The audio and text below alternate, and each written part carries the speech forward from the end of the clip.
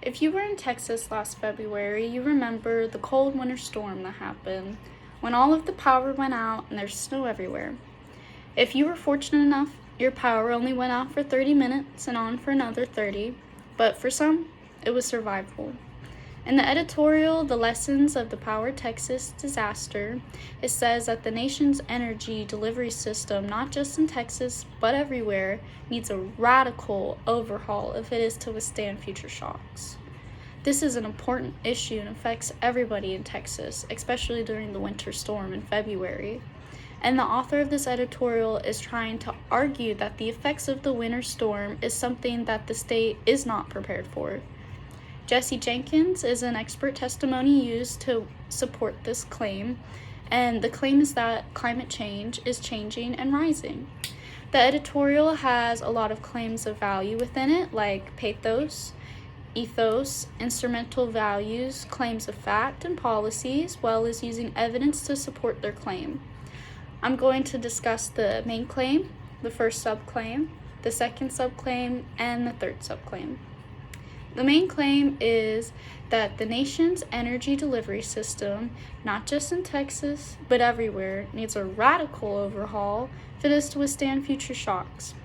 This is a claim of value because of the word radical, and this claim is found in the middle of paragraph 3. The main claim is what drives the whole editorial, and the author believes that renewable resources are the solution to power shortages during the winter storm. The first subclaim. The first subclaim is, but wind, which supplies a smaller fraction of power in wintertime, had little to do with this week's disaster. This is a claim of fact because it is observable, and the editorial uses other claims to support this. It is supported through the claim of fact and says, wind now supplies about a quarter of the state's energy diet. Natural gases is about twice that. And Texas is far from being the biggest supplier of wind energy in the country and among the biggest in the world. The second subclaim. The second subclaim is, the simple truth is that the state was not prepared for this Arctic blast. This is a claim of fact because it is observable. This claim is supported through pathos in the form of the claim of a fact, which left a number of people dead and millions without power or portable water, sometimes for days. The author uses pathos to make the audience feel compassionate about the deaths that were related to the winter storm. This claim is supported with a comparison. It compares other state energy delivery systems and says, in northern states, such plants are built indoors. In Texas, as in other southern states, the boilers and turbines are left exposed to the elements. This is a claim of fact because, once again, it is observable. Finally, the claim is supported further by saying climate change will only increase, as well as the need for better resources to prevent issues and that we faced in February. The editorial says, the scientific connection between climate change and extreme cold is not well established, but it would be foolish to assume that is not there.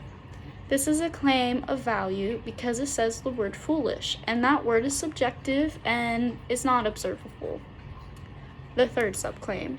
This third subclaim says, first, the country's energy systems must be robust enough to withstand whatever surprises climate change is likely to bring to us.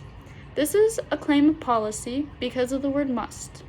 It is also an instrumental value because of the ambition to have a better energy system. It is supported by another claim of value.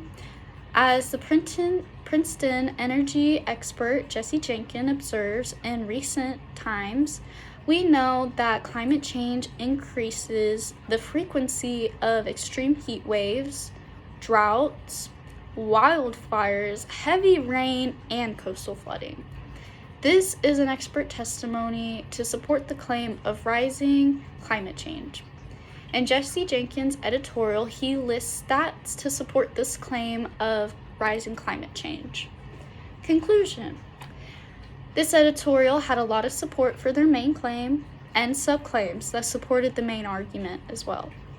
I have gone over the main claim, the subclaim, the second subclaim, and the third subclaim. This editorial highlights the main issues that can become more destructive to Texas in the future due to climate changes. Thank you.